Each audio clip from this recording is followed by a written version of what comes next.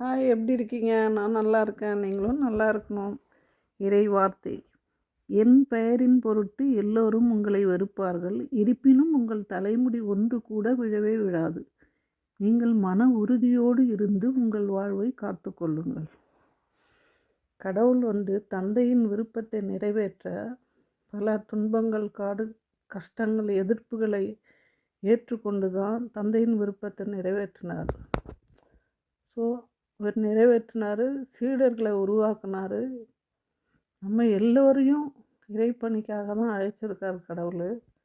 ஆனால் அதை செய்கிறதில்ல. இதெல்லாம் சிஸ்டர்ஸ், ஃபாதர்ஸ்களுக்கு மட்டும்தான் கடமை, நமக்கு இல்லைன்னு நினச்சிட்டு இருக்கோம். ஒவ்வொருவருக்கும் கடமை இருக்குது. இதுதான் முதல் கடமை. இறைப்பணி ஆற்றுவதுதான் முதல் கடமைன்னு கடவுள் சொல்கிறாரு. அதனால் நீ எவ்வளோ கஷ்டங்கள், சோதனைகள், துன்பங்கள் வந்தாலும் தூதர்களை வைத்து காப்பாற்றுவேனுங்கிறார்.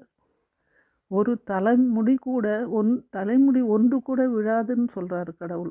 ஸோ அந்த சோதனைகள்லாம் தாண்டி மன உறுதியோடு இறைப்பணியை ஆற்ற முன் வருவோம். இறை ஆசிரை நிறைவாக பெறுவோம். எல்லாம் வல்ல எம் இறைவா, நாங்கள் உலக காரியங்களை தவிர்த்து பணியை முன்வைத்து சிறப்பாக இறைப்பணி ஆற்றிட கிருபையாயிரும். ஆமேன்.